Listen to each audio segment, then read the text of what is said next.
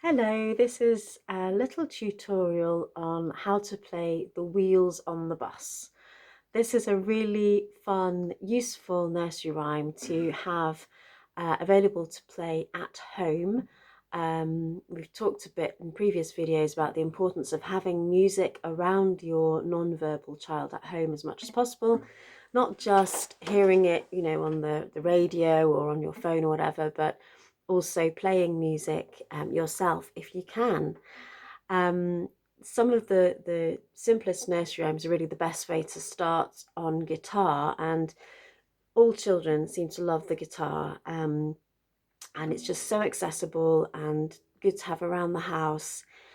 And really, in no time at all, we could have you playing some of these very straightforward nursery rhymes.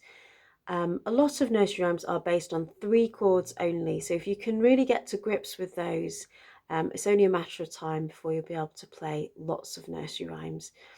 So the one I want to do today is the wheels on the bus, and that's really one of the most simple to learn, and it's also extremely useful because you can interpolate lots of different words into this song, which are very useful.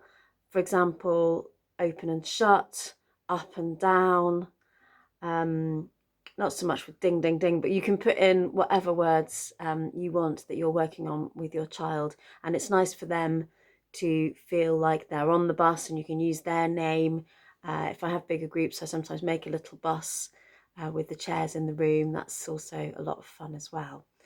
So the chords for this that you need to know are, and hopefully you'll be looking at your supporting materials, so you'll be able to see the diagram that I've included of the D chord, the G chord, and the A chord. These are the essential ones for any guitarist to know.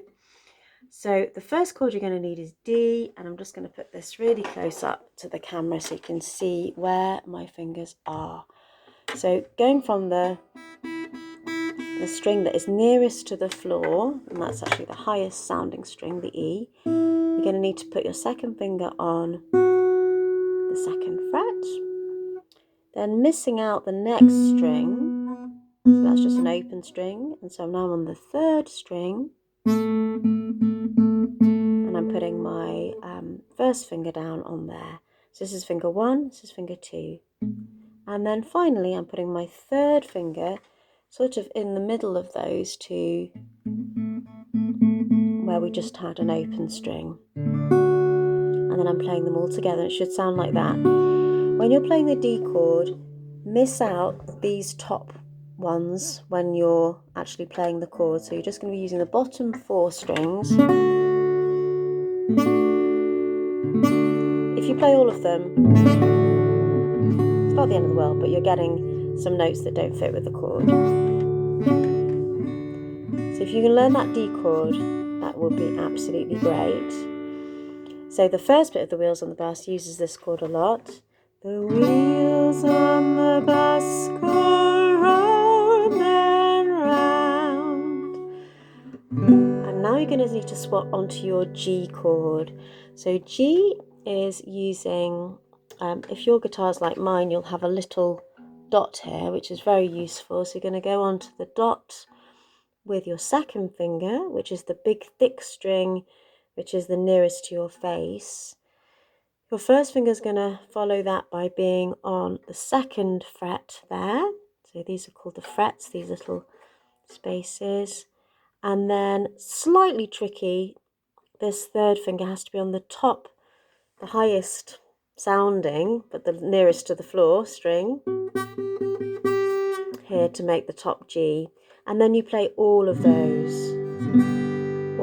notes. See, I'm looking a bit headless here. Just trying to get my fingers really close to the camera. So that's your G chord. You'll be pleased to know that the last chord you need is much more straightforward. It's just your 3 fingers all in a line here. This is the A major chord. So you're going to miss out this string and then literally just put them all in a line in that 2nd fret. So 3 fingers all in a line in the 2nd fret.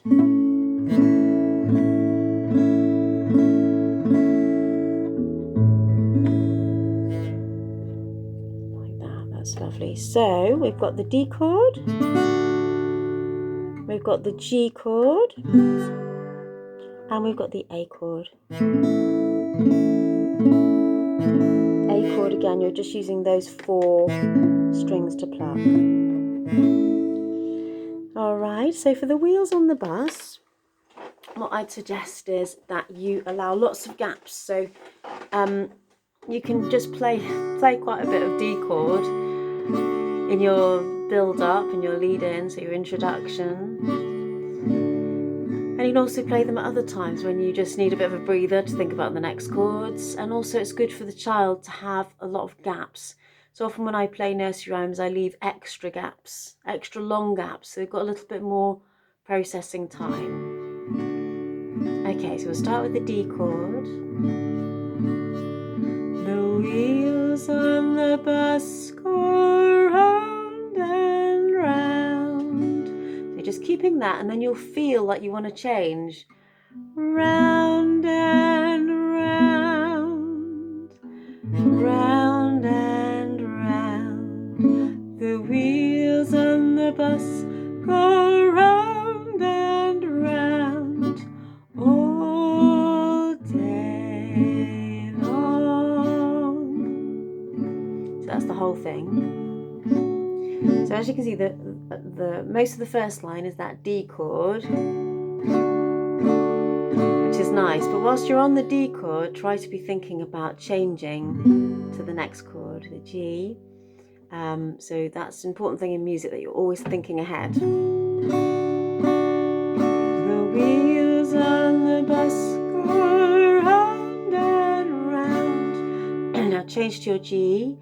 Round and round. And then finally your A chord, so that's the 3 in a line. Round and round. Back to D. The wheels on the bus go round and round. Ready for G? Oh, 2 of those. Day, 2 A's, and then back to D. Long. Let's just do it once more. The wheels on the bus go round and round. Ready for G?